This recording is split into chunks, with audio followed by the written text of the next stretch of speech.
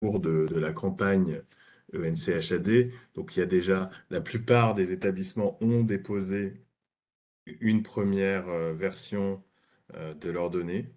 Et donc, on a pu, dans un certain nombre de cas, vous faire déjà un retour. Certains dépôts sont encore assez récents puisqu'ils étaient sur le fil le 30 juin, donc vous allez avoir votre retour très, très prochainement. Mais donc là, on va faire un rappel sur des éléments qui nous semblent importants déjà de par l'expérience de la campagne de l'année dernière, puisqu'il y a un certain nombre de points qu'on voulait, qu'on souhaitait que les établissements renforcent dans leurs données. Et puis, depuis les premiers dépôts de cette campagne, il y a certains points qu'on a tenu à repréciser et donc vous donner quelques éléments pour vous éviter d'avoir à avoir des questions peut-être récurrentes de la part des superviseurs. Pour anticiper ces questions, eh bien, vous allez voir certains points que vous pouvez contrôler lors de votre phase d'autocontrôle. Donc, je vous rappelle que c'est le troisième module. Il y a eu deux premiers modules qui sont disponibles sur le site, sur la page, sur le site de la TIH, sur la page de la campagne 2021 ENCHAD, donc avec le lien ci-dessous. Les deux premiers ont été consacrés à l'appropriation des tableaux de contrôle, aux autocontrôles que vous pouvez faire et aux corrections et aux justifications qu'il faut apporter, notamment via les fichiers, les ATP à justifier. Et là, nous allons plus regarder la partie des erreurs méthodologiques. On va revenir sur quelques tableaux de contrôle qui posent souvent question ou soucis, et donc pour lesquels, à mon avis, il n'est pas inutile de donner quelques conseils pour pouvoir s'améliorer. Donc, on a vu les tableaux de contrôle, les ressources documentaires que vous pouvez utiliser, hein. Il y a de nombreux supports. On a vu aussi les tableaux de contrôle, donc on va revoir la pyramide hein, des rubriques 1, 2, 3, 4, hein, qui commencent par les contrôles arcanes, Aramis, et puis après par les coûts au séjour et les atypies. On a vu dans le module 2 l'utilisation de Visual NC pour analyser les séquences atypiques. Ça, je pense que c'est particulièrement important que pour ceux qui ont eu comme recommandation d'améliorer les justifications d'ATP dans les campagnes précédentes, d'utiliser l'outil. Il est très simple d'utilisation et il va vous permettre d'aller dans le détail, de pouvoir apporter des éléments concrets sur ces ATP avec des justifications sur les ATP notamment de coûts des séquences. Donc aujourd'hui, on va rappeler quelques consignes de l'NCHAD qui posent souvent question, on va dire. Et puis, on va parler de quelques problèmes qu'on a pu rencontrer lors de la supervision et de comment les résoudre. Alors, je vous rappelle le calendrier. Donc, au 30 juin, vous étiez tous censés faire une première validation de vos données, donc c'est-à-dire un dépôt complet de vos données après avoir fait un autocontrôle de votre part. Donc, certains ont aussi validé avant le 15 juin et donc il y a une prime de dépôt anticipé, de validation anticipée. Aujourd'hui, à part trois établissements, tous les autres établissements dans notre périmètre ont déposé une première validation. Et vous avez ensuite la deuxième échéance qui est la validation finale, qui est soit au 15 septembre pour une validation finale anticipée, donc avec une prime prévue dans la convention, soit le 30 septembre qui est la validation finale officielle pour tout le monde. Et donc ensuite, je vous rappelle que lorsque vous faites une validation finale, vous devez aussi également fournir les justificatifs des atypies, puisque vos superviseurs doivent rédiger le rapport de supervision dans les 30 jours qui suivent votre validation finale et intégrer dans ce rapport de supervision l'analyse de vos atypies, que ce soit les sections en atypie ou les GHPC, les séquences en atypie. Et donc ensuite s'ensuit le calendrier habituel avec des réunions internes de validation de la TIH qui vont décider de l'intégration ou non de vos données dans la base de coûts, en prenant en compte notamment l'avis du superviseur sur la recommandation d'intégrer ou non vos données, mais en prenant aussi d'autres éléments en compte, et notamment l'historique, les recommandations, et puis donc la suggestion, la recommandation du superviseur n'est pas toujours 100%, je dirais, suivi, mais voilà le process pour ensuite arriver sur une base de coûts consolidée et à la fin un référentiel de coûts HAD. Donc, premier point, c'est quelque chose de très, qui peut paraître anecdotique, mais c'est important. Vous avez dans la convention des documents à fournir, et notamment, en principe, lorsque vous faites votre premier dépôt, les superviseurs font ce qu'on appelle un bilan intermédiaire. Vous le voyez parce qu'on vous pose un certain nombre de questions, notamment sur les évolutions des comptes de charges et produits, sur ce qui est charges non incorporables ou produits non déductibles. On vous pose des questions sur les taux de suivi cible. Donc, et vous n'avez peut-être pas une visibilité exacte de la grille que l'on suit. Mais nous, on fait une première analyse, et vous avez de toute façon les questions et les justifications qui en ressortent. Et pour pouvoir faire cette analyse, on a besoin de vos éléments comptables. Sinon, on ne peut pas réconcilier ne serait-ce que le plan comptable pour vérifier les allocations, la correspondance lorsqu'il y a lieu entre le plan comptable de l'établissement et le plan comptable ENC. Donc, c'est particulièrement important que vous fournissiez ces éléments comptables en même temps que votre première validation. Parfois, vous avez eu des soucis pour la déposer sur la gestion documentaire, la GED Alfresco. Donc, vous nous les avez envoyés par email, mais à un moment ou à un autre, il faut que vous les déposiez. Nous, on veut bien prendre en compte, s'il y a un problème technique, la date d'envoi du mail pour le dépôt de vos documents comptables, mais ensuite, il faut absolument que vous les déposiez à l'endroit prévu à cet effet qui est expliqué dans les consignes de campagne pour que ces documents soient ensuite accessibles, notamment à la TIH, enfin à toute autre personne qui a besoin de contrôler les données. Donc on a des éléments, vous les connaissez, vous avez l'habitude en principe de, de déposer tous ces éléments, mais il faut absolument le faire. Euh, donc, outre les éléments comptables, il y a le fichier commun de structure, un tableau justifiant les ETP par rapport à ce qui va être renseigné dans Arcane. Ça, c'est les éléments les plus importants, je dirais, parce que nous, on a à minima besoin de contrôler les comptes de charge de produits, les ETP, et de comprendre le fichier de commun de structure, comment vous avez associé, quelle correspondance vous avez faite entre vos sections d'analyse en interne et les sections d'analyse de l'ENC. Deuxième point que je vous propose d'aborder, c'est la charte qualité. Pour un certain nombre d'entre vous, je sais que c'est un sujet euh, qui est très important par rapport au fait d'obtenir un certain nombre euh, de, de primes liées soit à la qualité, soit aux validations anticipées. Donc, il y a des éléments dans cette charte qualité qui sont obligatoires et d'autres qui permettent d'obtenir des primes. Donc, sans surprise, le point le plus important et souvent le plus visible, c'est les taux de suivi, hein. Donc là, on est sur les séjours, le suivi au séjour des intervenants au domicile du patient. Donc, les suivis en minutes en particulier. Donc, le suivi en minutes, l'objectif c'est 90%, le suivi en montant c'est 90%, mais la différence entre les deux, c'est que sur le suivi en minutes, on est sur le total des intervenants. Alors que sur le suivi en montant, on est sur chaque intervenant, chaque ligne d'intervenant, chaque type d'intervenant qui doit être au moins égal à 90%. Donc là, j'attire votre attention sur le fait de faire attention aux lignes avec des faibles montants.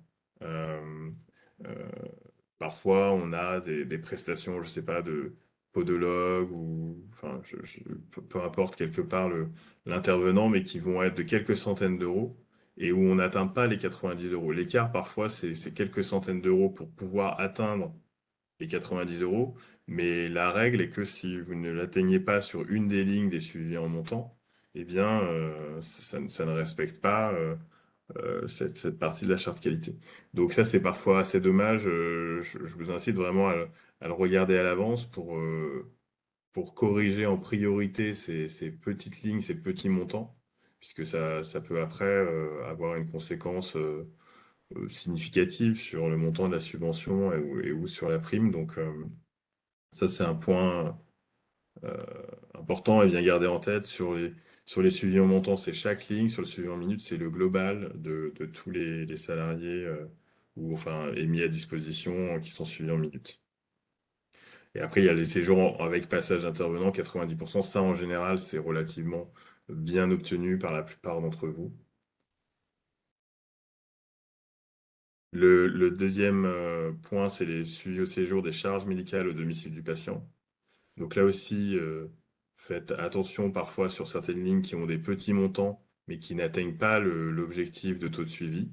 Ça peut être vraiment dommage de pas avoir l'atteinte de ces taux de suivi juste pour cette raison-là. Donc ça, j'ai fini sur la partie charte qualité. Je vous rappelle juste l'utilisation des TDC et comment interagir avec votre superviseur, juste pour que vous ayez la meilleure réactivité de votre superviseur et que vous ayez la meilleure efficacité. En général, quand vous allez travailler sur vos données, vous allez les déposer, vous allez faire un autocontrôle. Quand elles vous conviendront, vous allez peut-être corriger des choses, redéposer. Et lorsqu'elles vous conviendront, eh bien, vous allez valider. C'est uniquement à partir du moment où vous cliquez sur valider sur la plateforme que le superviseur va pouvoir voir vos données. Avant ça, il ne voit absolument rien. Ce que je vous encourage à faire, c'est de prendre contact avec l'établissement, que l'établissement prenne contact avec le superviseur pour définir la période à laquelle vous comptez valider. La plupart d'entre vous, vous le faites, mais je vous le rappelle s'il y a il y a quelques nouveaux référents aussi. Donc, alimentez bien ce dialogue pour dire, moi, je compte déposer le 16 juillet, est-ce que c'est bon? Est-ce que je pourrais avoir un retour 2 jours après, etc. Donc, comme ça permet à tout le monde de travailler sur un dossier sur une période, je dirais, resserrée qui permet que les retours qu'on vous fait, vous allez pouvoir les corriger rapidement. Et donc, c'est plus facile que de prévoir une période qui n'est pas forcément où les parties prenantes sont peut-être en congé. Et ensuite, ou alors le déposer juste avant de partir en congé, ça, bon, ça, vous pouvez le faire si vous y êtes contraint, je dirais. Mais c'est rarement une bonne solution parce qu'après, tout le monde revient et a oublié le dossier 3 semaines après ou 2 semaines après. Donc, je dirais que, en tout cas, prévenez, ne faites pas que valider, prévenez le superviseur par rapport. Il y a des dates prévisionnelles qui ont été établies lors des bilans préalables. Vous avez dit, voilà, moi je pense valider à telle date. En général, il y a un dialogue continu qui fait que vous ajustez cette date. Et je vous incite vraiment à le prévoir parce que ça vous permettra de travailler lorsque vous êtes dans le dossier, que les choses sont fraîches et qu'on peut rapidement conclure. Et lorsqu'on fait ça, on en parlait en début de réunion avant de commencer le webinaire. On a déjà 2 établissements qui ont finalisé et sur lesquels on est en train de rédiger le rapport de supervision et voilà, qui ont échangé sur leurs échéances, sur leurs besoins. Donc on est tout à fait en possibilité d'être réactif et je pense que c'est l'intérêt de tous d'avoir une gestion de projet avec des délais qui sont bien prévus à l'avance. Si vous voulez les décaler, c'est très bien, il y a aucun souci aussi pour les décaler, mais d'anticiper la disposition de chacun d'entre vous. Donc, bien évidemment, lorsqu'on arrive après sur le dernier dépôt, lorsque vous avez déjà eu un certain nombre d'itérations, eh bien, il faudra fournir au superviseur, en plus d'avoir validé les données, il faudra fournir les justifications des ATP, hein. Les 2 fichiers d'ATP, on y reviendra un peu plus tard dans la webconférence, que le fait de valider n'est pas la fin.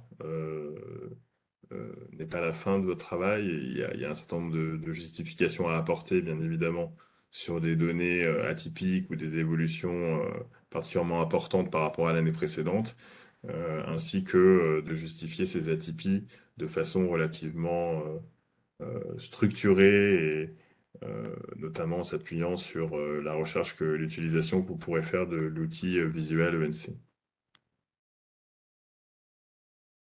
Alors, je vous rappelle ici, c'est plus pour que vous ayez les liens, les ressources documentaires, outre que vous pourrez trouver sur la plateforme IENC.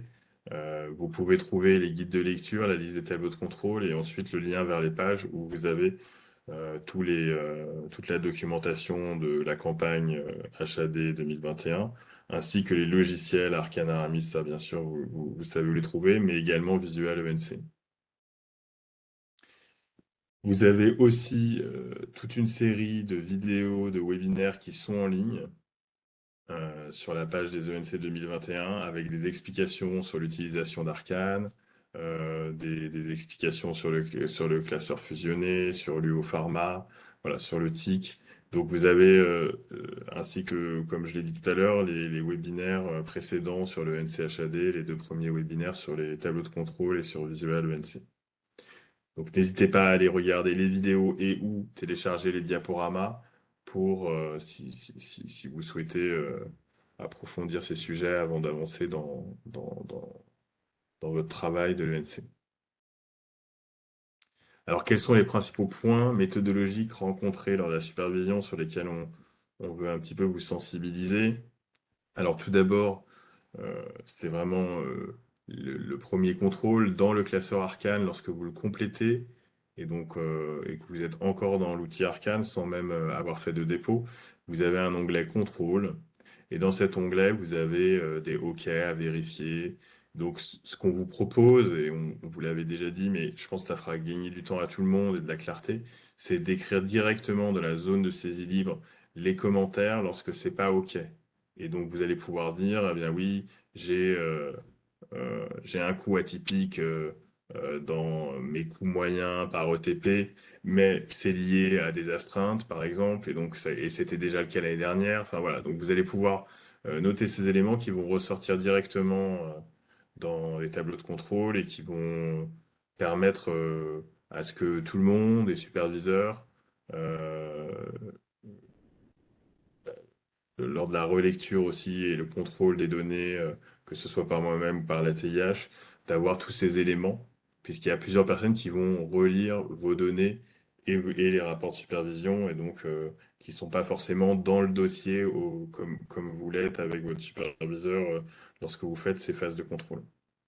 Donc ça, c'est quelque chose de finalement assez simple à faire, mais qui peut faire gagner du temps à tout le monde. Ensuite, j'ai sélectionné quelques tableaux de contrôle sur lesquels réinsister ou préciser. C'est ceux sur lesquels on attend le plus de justification. Et de justification, je dirais, étayée. Pas, dans certains cas, on pourra accepter des justifications peut-être simples si l'explication est simple, mais euh, la justification voilà, doit aller au-delà un petit peu de ça dépend des séjours et des séquences. Donc parfois on a quand même des justifications qui demandent vraiment plus de travail, d'explications et d'illustrations et d'exemples concrets sur des séjours avec avec des éléments spécifiques qui permettent de comprendre les atypies.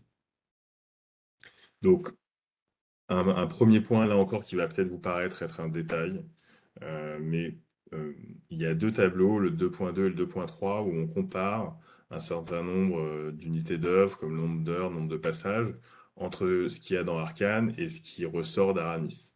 Et donc là, l'écart doit être strictement de zéro. Parfois, vous allez trouver 10 ou 20 ou 50 et vous allez vous dire, ah, mais c'est que 0,1%. Enfin, donc là, nous, on tient juste à ce que cette colonne, c'est pour avoir un travail vraiment propre et qu'il n'y ait aucun contrôle qui quelque part ne s'affiche en erreur, d'avoir réellement cette colonne exactement à zéro.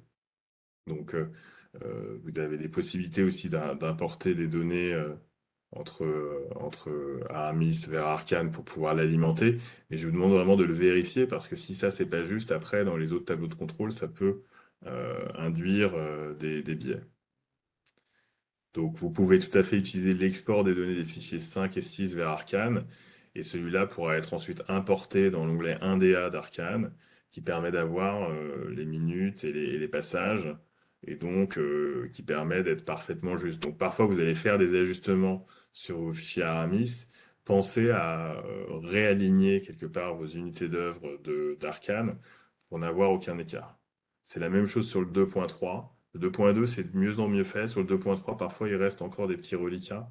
En tout cas, dans les deux cas, il faut que ces colonnes soient à zéro, strictement. Euh, il y a- ensuite, sur un élément de validation au niveau des charges CNI, PND, euh, vous allez avoir, entre guillemets, une évolution qui peut sembler atypique, mais je vous le rappelle, elle est normale. Donc, il y a un changement d'affectation, c'est-à-dire les charges liées à la réalisation de l'ENC vont dans une section d'analyse hors étude, hein, hors étude ENC, qui est paramétrée au niveau d'Arcane, et donc elles n'apparaîtront plus comme en 2020 au niveau, au niveau de ce tableau-là en CNI. Donc ça, c'est tout à fait normal. Euh, Vous n'avez pas besoin de le justifier.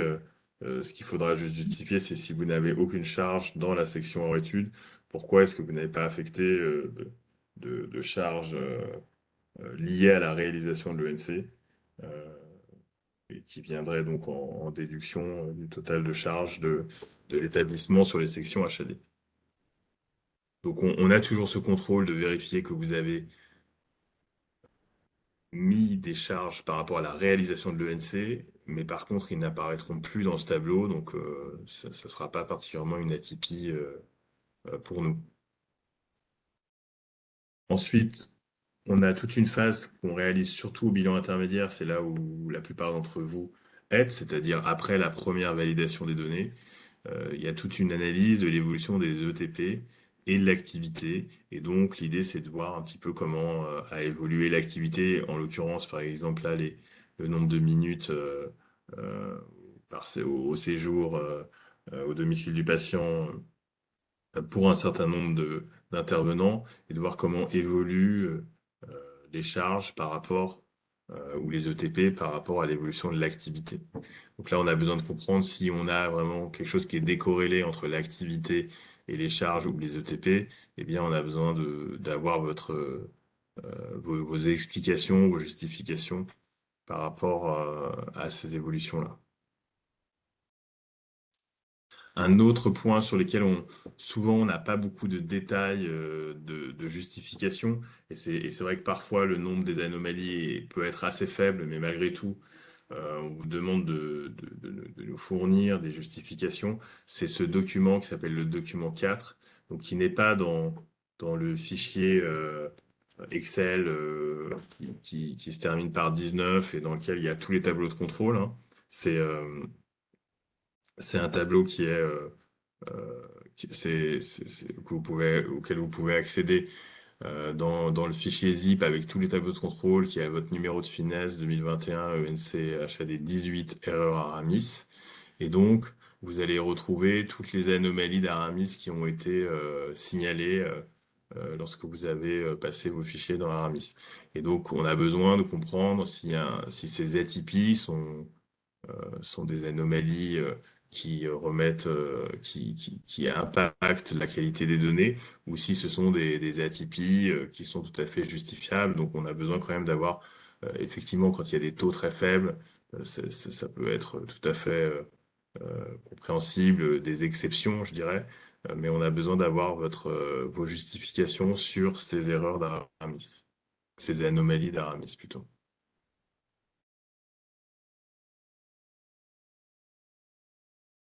Donc ensuite, on arrive sur les taux de suivi.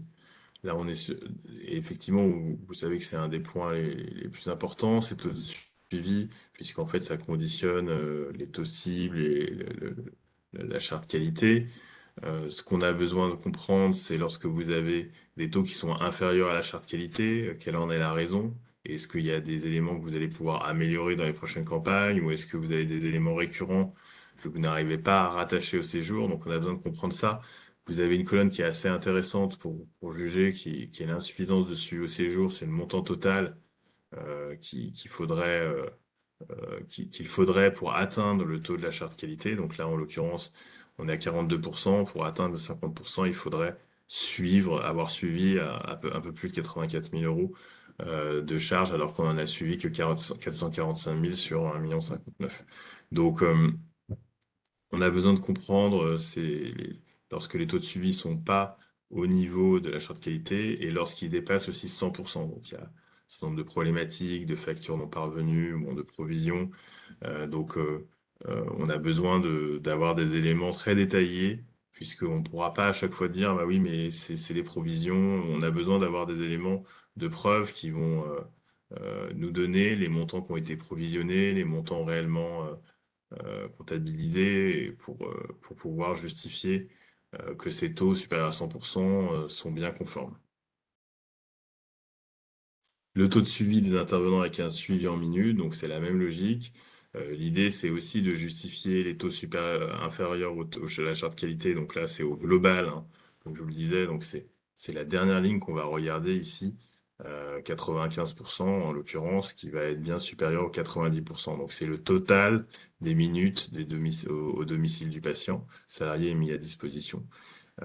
Ce ratio, il est calculé entre le nombre d'heures effectivement collectées dans Aramis et le nombre d'heures théoriques, qui en fait provient des ETP rémunérés intervenants dédiés aux soins, multiplié par 1607 heures. Donc on est sur un calcul d'heures théoriques. Donc ça, vous pouvez aussi avoir un impact par rapport à ce taux d'heures théoriques et par rapport qui parfois peut expliquer que on a peut-être un peu plus un taux de suivi qui peut dépasser un tout petit peu les 100% si on a un peu plus d'heures Aramis que d'heures théoriques. Donc ça c'est sur la partie suivi en montant. Et ensuite on a euh, sur ce même tableau la part transport. Donc effectivement, vous avez à faire une répartition entre la part soins et la part transport de ces différents temps d'intervenants. Et là, on aura besoin, c'est quelque chose qu'on a rajouté, c'est l'évolution de la part transport par rapport à l'année précédente, de comprendre si cette part transport elle a fortement évolué dans un sens ou dans un autre, les explications que vous pouvez fournir, est-ce que c'est voilà, un changement géographique, un changement d'intervenant, enfin voilà, donc faut essayer de comprendre une organisation différente, dans la mesure du possible, si l'évolution de la part transport est significativement différente de l'année précédente, que l'on puisse avoir des explications. Donc je vous rappelle qu'effectivement sur ces taux de suivi au séjour, bon, on va contrôler que les taux respectent la charte qualité, sinon il faudra justifier les taux inférieurs. Ensuite, lorsque vous allez travailler sur l'affectation des temps des intervenants, eh bien, vous allez avoir une part dédiée aux soins qui va être au domicile du patient et au transport. Donc, il y a cette première affectation. Et ensuite, vous avez une autre affectation que vous allez potentiellement faire, notamment pour les salariés, hein, c'est-à-dire la quote-part du temps qui est dédiée au temps de coordination. Et donc, dans ce cas-là, elle ira dans la section BCMSS. Et puis, pour notamment la psychologue, elle ira dans personnel hôte pour le temps passé au bureau, en recherche ou au téléphone. Donc ça, c'est des éléments qui sont de nature à faire varier vos taux de suivi et donc sur lesquels on aura besoin de comprendre les évolutions et d'avoir des éléments de compréhension de pourquoi ils évoluent en fonction des années précédentes notamment.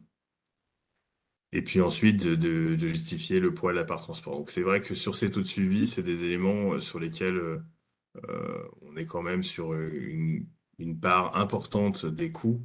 Donc on a besoin de s'assurer que ces coûts, ils sont vraiment fiabilisés, que leur répartition, leur affectation au séjour est cohérente, qu'elle est exhaustive ou proche de l'exhaustivité. C'est pour ça qu'on passera une partie importante du temps sur cette justification. On arrive après sur les taux de suivi des intervenants suivis en montant. Donc c'est la même logique, hein, sauf que là, on va prendre chacune des lignes qui doit être supérieure au taux de suivi cible. On aura aussi à expliciter la part transport et l'évolution de cette part transport pour pouvoir comprendre dans quelle mesure elle reflète réellement la réalité. Donc c'est là où je vous parlais dans l'ordre de la charte qualité, des petits montants. Vous pouvez avoir parfois des petits montants d'orthophonistes, de podologues, enfin d'intervenants qui sont peut-être sur des interventions assez ponctuelles, pour lesquelles parfois vous n'avez pas pu collecter toutes les factures, mais l'idée c'est vraiment d'être au plus proche de la réalité, euh, de- de- d'affecter les bons montants pour respecter les taux cibles.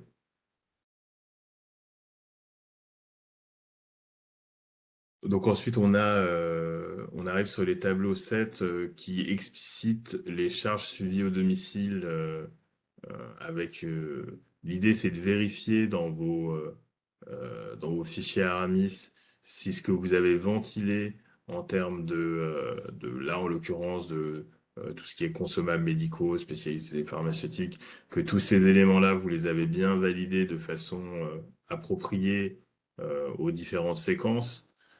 Et effectivement, l'idée, c'est de s'assurer que euh, a priori, si on a ventilé des lignes, qu'on n'ait pas de minimum à 0,0, ou alors c'est quelque chose qu'il faut expliciter, puisque ça paraît pas logique de renseigner des lignes avec des montants à 0 dans Aramis, et puis de valider la moyenne, la médiane, le maximum.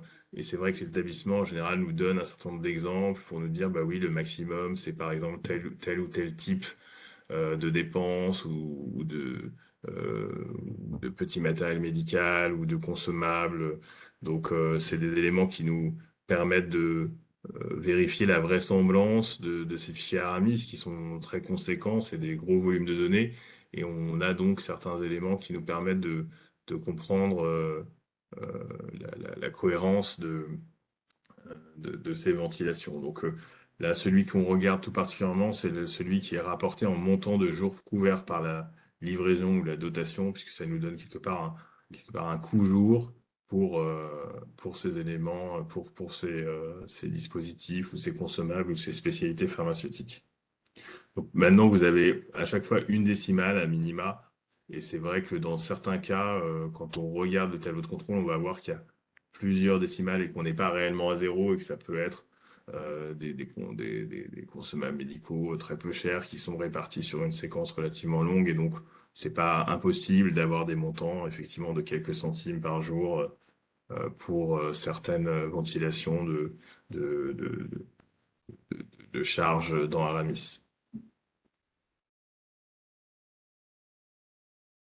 Après, l'autre tableau que l'on essaye de comprendre, et sur lequel on vous demande de nous apporter des explications, c'est le nombre de jours couverts par la livraison. Donc, c'est de comprendre si on a, par exemple, comme dans cet exemple, que à chaque fois on a 7 comme nombre de jours couverts par la livraison pour toutes les lignes Aramis, ça veut dire qu'on est toujours sur une livraison de 7 jours. Et donc, on a besoin de comprendre est-ce qu'il n'y a pas des livraisons d'urgence, de dépannage où parfois on a toute une panoplie de nombre de jours couverts par la séquence ou par la livraison. Et donc, dans ce cas-là, on voit qu'effectivement, on peut avoir des éléments qui, euh, qui vont varier en fonction de l'urgence ou de ce qui est nécessaire au domicile du patient. On peut aussi avoir parfois un nombre de jours couverts par la livraison qui est très long, et là on aura aussi besoin de comprendre si on n'a pas un peu trop lissé une charge sur l'ensemble du séjour, au lieu de le lisser vraiment sur les séquences sur lesquelles il doit être affecté.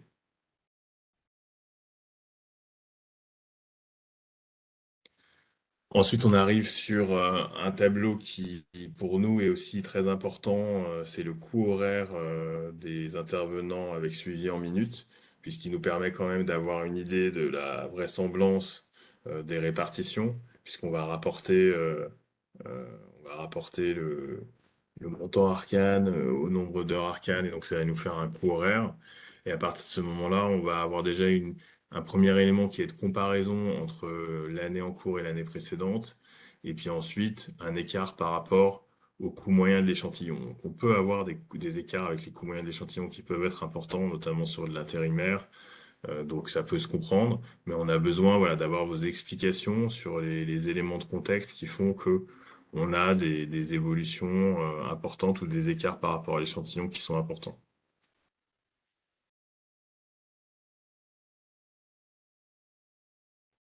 Donc ensuite, on arrive sur les fonctions support aux activités de soins HAD. Donc essentiellement, on va parler surtout de la section BCMSS, donc bilan de coordination médicale et sociale des soins. Sur cette section, on a quatre sous-sections, hein, un médecin, infirmier co, les charges d'intervenants pour les temps de coordination dont je vous ai parlé tout à l'heure, l'assistance sociale et les personnels autres. Et c'est vrai que on a besoin de comprendre, chaque établissement aura une répartition de charges et quelque part un coût par jour moyen qui sera différent en fonction de son organisation. Les établissements qui, par exemple, font appel essentiellement à du personnel libéral vont avoir peu de charges d'intervenants pour les temps de coordination, mais peut-être vont avoir plus de médecins infirmiers co en termes de répartition, on va dire, d'un coût BCMSS moyen. Donc ça, c'est quelque chose effectivement qu'on regarde assez souvent et sur lequel on vous demande des justifications. Et je sais que parfois vous avez des difficultés à le justifier puisque votre remarque principale, c'est de dire, mais je ne sais pas comment les autres sont organisés. Assistant social, si j'ai peut-être un coût moindre, mais j'ai peut-être moins d'assistants social parce que j'ai moins de besoins ou j'ai pas réussi à en recruter assez. Personnel autre, ben, j'ai peut-être pas de psychologue ou j'ai moins de secrétaire médical que les autres. Donc, c'est une difficulté. C'est pour ça que cette année, on a voulu repréciser bien à nouveau où est-ce qu'on mettait chacun des types de postes dans ces quatre sections, ce qu'on va voir juste après. Euh, Ce qui est sûr, c'est que pour nous, c'est atypique si on a vraiment zéro, par exemple, dans les charges pour les temps de coordination. Parce que, sauf cas exceptionnel, on devrait quand même avoir un minimum de charges dedans. C'est des éléments en termes d'évolution déjà d'une année sur l'autre. On a besoin de comprendre si vous avez fait des changements d'affectation. Peut-être parce que certaines règles, comme les secrétaires médicales, ont été reprécisées ou sur lesquelles on a à nouveau insisté pour qu'elles soient affectées au bon endroit, ou les infirmières de liaison sur lesquelles on a demandé d'affecter en médecin et infirmière co. Donc ça, c'est des éléments que vous allez peut-être repréciser. Donc là, ça va faire des évolutions d'une année sur l'autre. Après, il y a des évolutions des structures, hein, soit parce que les structures ont un volume qui augmente, soit parce qu'elles ont mis en place toute une partie de la feuille de route HAD par rapport aux infirmières de liaison en EHPAD ou en MCO, et donc ça va accroître ces charges-là. Donc on a besoin de comprendre ce qu'il y a derrière en termes de rationnel qui explique les évolutions de ces coûts par jour. Ça peut être aussi des effets prix moyens, c'est-à-dire des effets salaires. Les médecins sont plus durs à trouver, donc sont plus chers, donc notre coût augmente. Voilà. Donc il y a des différents éléments, je pense, qui font vraiment partie d'une logique de contrôle de gestion et de compréhension d'où sont vos coûts en termes de ces sections de coordination.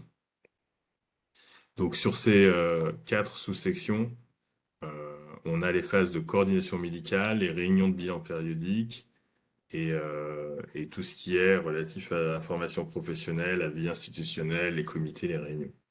Donc, sur médecins infirmiers co, bon, là c'est assez clair sur le fait qu'il y a les médecins et les infirmiers coordinateurs, les cadres infirmiers, ou qui remplissent des fonctions de direction ou de gestion du personnel soignant. Et on va retrouver spécifiquement ici les infirmiers de liaison. Donc ça, c'est une consigne qu'on a mis dans les consignes de la campagne 2021. Charge d'intervenant pour les temps de coordination. Je sais qu'il y a quelques établissements qui ont encore du mal à évaluer ce temps-là. C'est la quote-part des charges de personnel des intervenants salariés travaillant habituellement au domicile du patient pour les temps liés à la phase de coordination médicale, soignante et sociale. Donc, c'est les bilans périodiques, réunions périodiques, formation professionnelle, vie institutionnelle. Donc, ça peut représenter peu de temps par intervenant, mais au final, sur l'ensemble des intervenants qui vont être plutôt ici sur des salariés, ça peut au global représenter quand même un montant non négligeable, comme on le voit lorsqu'on regarde la moyenne de l'échantillon ENC.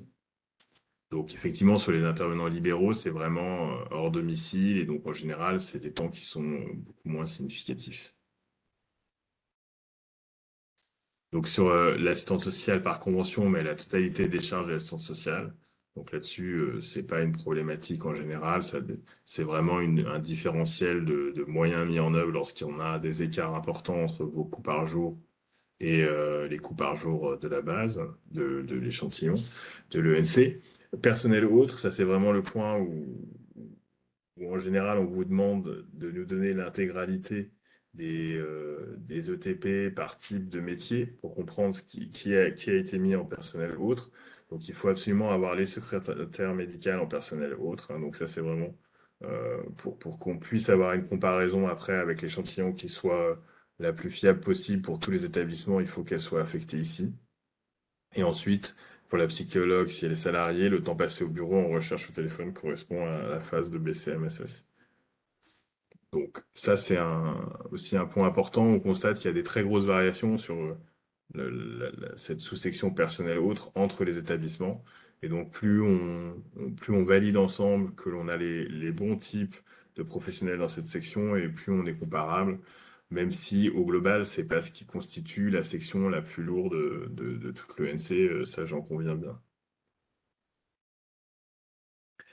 Donc maintenant, on va passer sur les atypies, hein. On a vu donc des consignes sur les tableaux de contrôle, sur un certain nombre de tableaux de contrôle sur lesquels on a besoin de valider que les données qui ont été renseignées dans Arcane ou dans les fichiers Aramis pour les coûts au séjour sont bien cohérentes et que leur répartition sur les différents séjours a été la plus cohérente possible.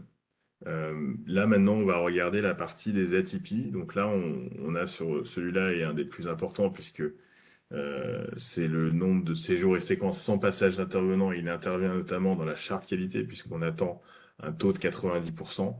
La plupart du temps, c'est pas vraiment une problématique importante. Vous passez largement ce taux de 90%. Malgré tout, c'est intéressant de creuser le nombre, séjours ou séquences sans passage d'intervenant, et notamment de comprendre comment ils évoluent par rapport à l'année précédente, hein, et donc d'obtenir des éléments sur est-ce qu'il y a des GHPC, donc des prises en charge spécifiques qui amènent à ne pas avoir justement de passage d'intervenant de façon assez récurrente ou logique. Et c'est là qu'on peut aussi investiguer dans Visual ENC, avoir la liste de ces séquences pour pouvoir s'assurer que lorsqu'on remonte au séjour, on n'a effectivement pas eu de passage d'intervenant dans le dossier par rapport à ce qui est, et que c'est conforme à ce qui est remonté après via Aramis au niveau des passages d'intervenants. Donc ça, c'est un élément qui est important et pour comprendre les prises en charge, pour comprendre et valider que les fichiers Aramis qui ont été fournis sur les passages d'intervenants sont bien justes et exhaustifs.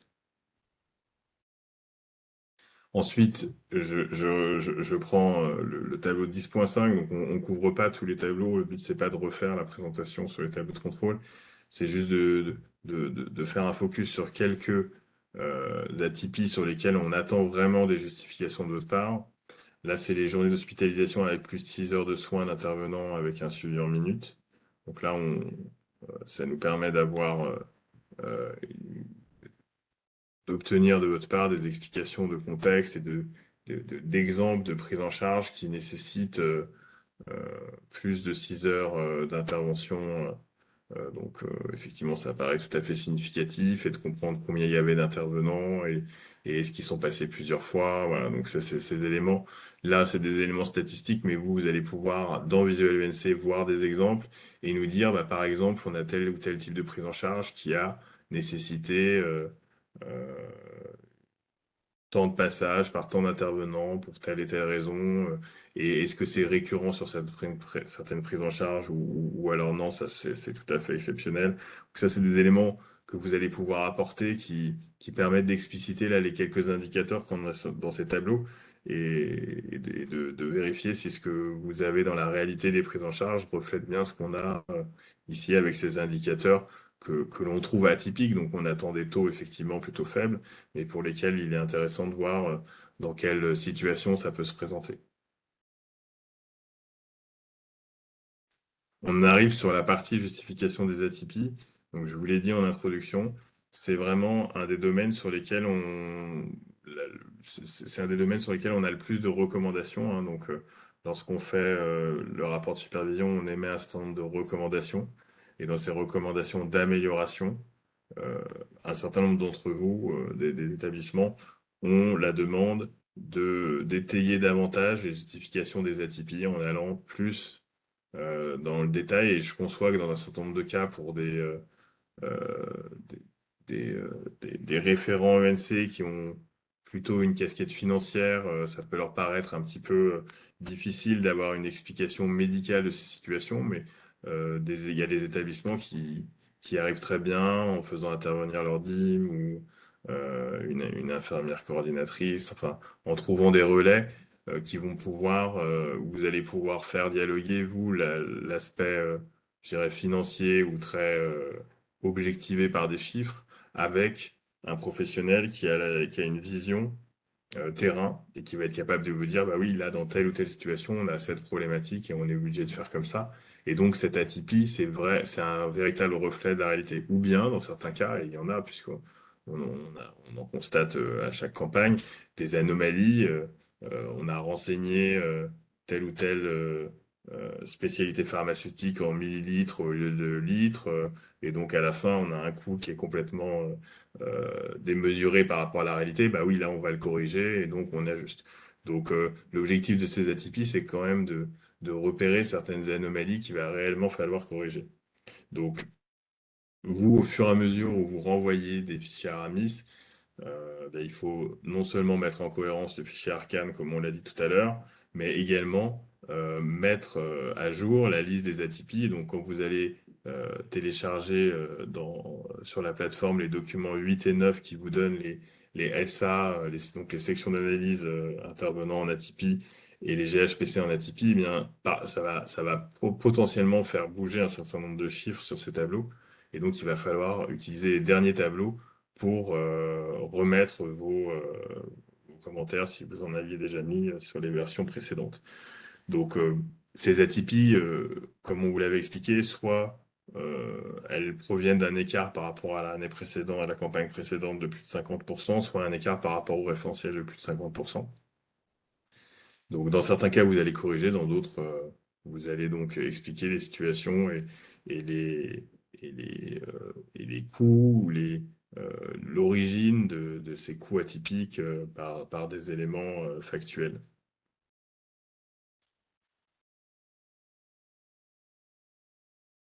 Donc, on a besoin que vous validiez, quand vous ferez votre validation finale, on a besoin d'avoir simultanément votre validation finale et vos justifications d'atypie, parce qu'on finalement, ça fait partie de vos autocontrôles de regarder les atypies et de valider les données après, et donc de nous transmettre les deux simultanément pour qu'on puisse analyser l'ensemble des données. Sinon, on va analyser une partie des données, puis sur les atypies, on va vous réclamer les justifications qui peuvent mettre voilà, du temps à finaliser et on sera probablement moins efficace si on n'a pas tout en même temps. Donc ça, c'est ce que je vous conseille de faire. C'est vraiment de fournir ces justifications d'ATP en même temps que vous validez. Euh, et là, maintenant que vous avez tous fait une première validation, vous allez probablement faire des corrections par rapport aux commentaires des superviseurs, aux demandes des superviseurs. Et donc, à partir des prochains dépôts, vous allez pouvoir commencer à alimenter ces deux documents de justification des atypies, puisqu'il y a des choses qui resteront sur des SA atypiques, notamment sur le document 8, et qui resteront, même si quelques montants peuvent un petit peu varier sur les différents dépôts.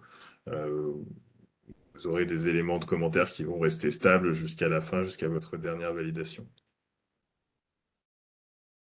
Donc l'idée, c'est de les déposer sur la GED. Si vous avez des difficultés, vous pouvez les envoyer par mail. Dans tous les cas, il- voilà, vous nous prévenez en même temps que vous faites votre validation, vous prévenez votre superviseur du fait que vous avez déposé, que vous avez peut-être certains points que vous êtes encore en train euh, de,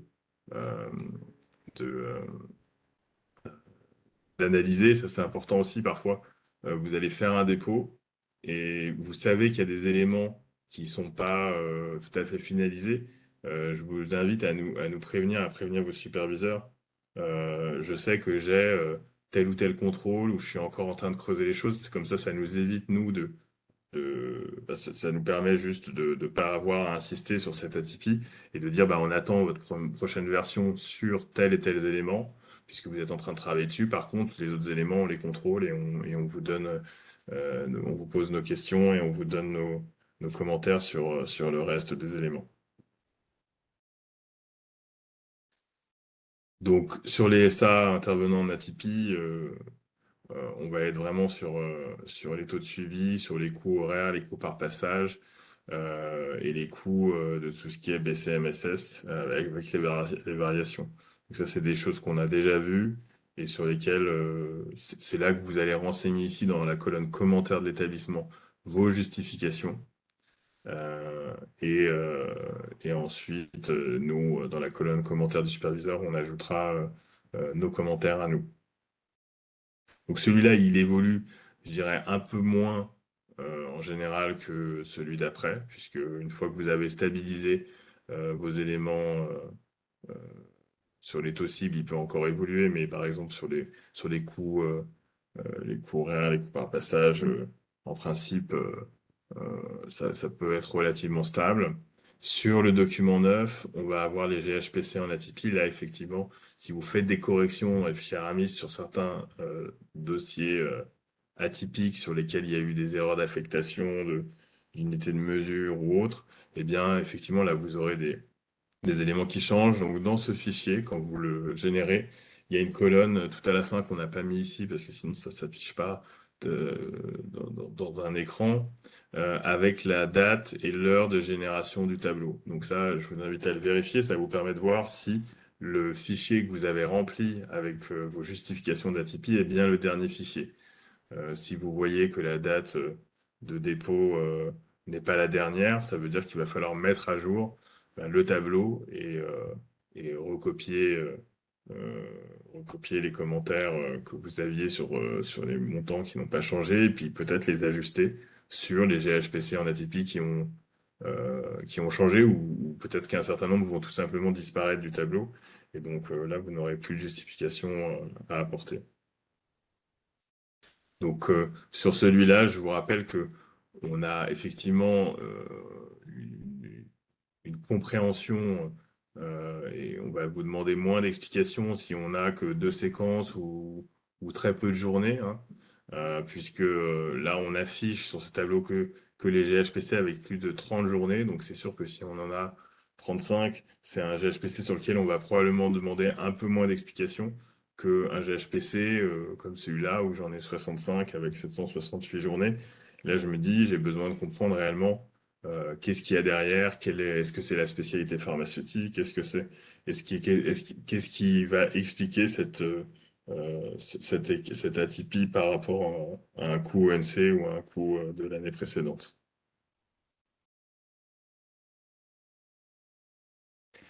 Au niveau de la campagne, donc là on a terminé les différents rappels que l'on souhaitait vous faire sur les points de contrôle sur lesquels on attend vraiment des justifications importantes de votre part.